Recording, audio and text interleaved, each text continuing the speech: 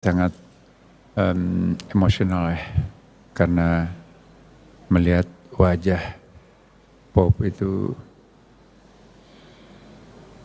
seperti kami sangat terharu ya. Masih bisa membayangkan ketika kami bersama di Masjid Istiqlal dan ketika kami mendapatkan undangan dari beberapa negara ya, untuk membahas tentang deklarasi Istiqlal dan Vatikan, Imam Besar dan Pope. Dan dua poin yang sangat penting, saya mohon untuk kita semuanya, komunitas umat Katolik dan Islam, agar betul-betul memperhatikan pesan Pope. Yang pertama, betapa perlunya mengedepankan dialog, perdamaian, bukan dengan cara-cara kekerasan, karena kekerasan tidak akan pernah menyelesaikan persoalan secara konstruktif. Yang kedua, ini yang sangat baru, bagaimana menggunakan bahasa agama, mengajak kepada warga, umat beragama, untuk sadar sepenuh hati, bersahabat dengan lingkungan hidup, lingkungan alam. Jadi kita jangan sampai merusak alam, mempercepat proses dunia ini kiamat.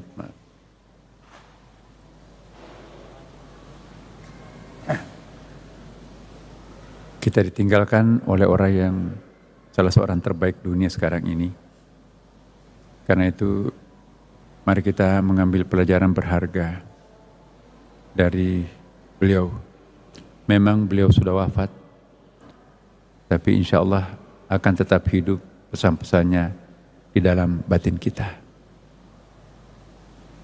Ya, orang bijak tidak pernah wafat, melainkan dia akan semakin hidup. Ya, seperti lilin yang menyala di dalam kalbu kita dan dalam pikiran kita masing-masing. Kemanapun kita pergi, di situ ada cahaya. Ya, tentu kita berdoa semuanya. Apapun agama kita masing-masing di sini, mari kita berdoa. Semoga orang-orang yang terbaik yang pernah mengabdi untuk dunia kemanusiaan itu, ya, mendapatkan tempat yang sangat-sangat layak di sisinya, dan kita yang ditinggalkan semuanya, semoga menjadi manusia yang benar, yang senantiasa mengindahkan tata krama, mendengarkan suara-suara hati nurani. Dan yang terakhir, kesan saya pribadi kepada mendiang almarhum adalah ketika saya berjabat tangan, tidak mau melepaskan tangan saya. Kencang banget. Ya. Dan ketika saya mencium kepalanya 2 kali, dia mencium tangan saya juga berkali-kali. Dan yang paling penting kemarin, ya, saya dapat tamu ya dari Vatikan juga, mengundang saya untuk datang ke Vatikan di dalam satu conference. Tapi 3,5 jam setelah kami terima di pagi hari di kantor saya mendengarkan almarhum Paus wafat. Jadi saya langsung tersentak ya. Saya akan tanyakan tadi pagi bagaimana kondisinya Paus.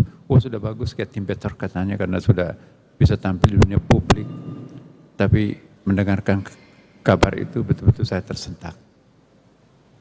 Banyak sekali koeksidensi yang positif. Beliau masuk rumah sakit, kena sakit.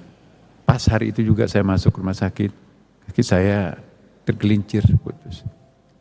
Jadi ini, apakah itu koeksidensi kebetulan atau bagaimana ya? Tapi yang jelas kita merasa kehilangan, ditinggalkan oleh orang-orang yang terbaik yang ada di permukaan bumi ini. Mudah-mudahan kita semua bisa mencontoh, sekecil apapun yang bisa kita contoh dari beliau. Syukur-syukur kita bisa mencontoh lebih banyak. Mari kita menjadi manusia sejati, meniru apa yang dilakukan oleh beliau. Saya selaku pribadi maupun sebagai Imam Besar Masjid Istiqlal Jakarta, maupun juga sebagai Menteri Agama Republik Indonesia, ya, mewakili komunitas kami mengucapkan ya tentu selamat kepada kita semua diberi kesempatan hadir di tempat ini untuk mengenang sosok-sosok figur yang baik ini. Dan tentu kami semuanya juga ikut berduka dan kita semua berduka dengan kepergian orang yang kita cintai ini. Terima kasih. Salam.